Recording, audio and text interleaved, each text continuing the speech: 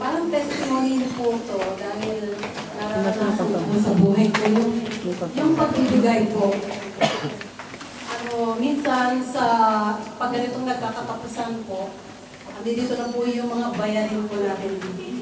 Iniintindi po natin lahat yan, iniintindi po natin kung paano po natin babayaran po yung ating mga bill. Yun po ay nakatatak na po sa buhay po natin.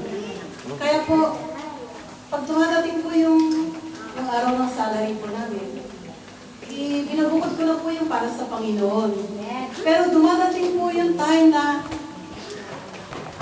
na yung mga bayarin po, kailangan bayaran ko. Pero alam ko ang Panginoon tapat po sa atin. Hindi ko lang masabi na tapat ako sa Kanya. Pero ginagawa ko yung best ko talaga para ibigay ko yung ikasampung ikapo po para sa Kanya. Pero alam niyo po ang Panginoon, bago po natin hilingin ang ating mga pangangailangan, alam na po niya kung ano po ang mga kailangan po natin.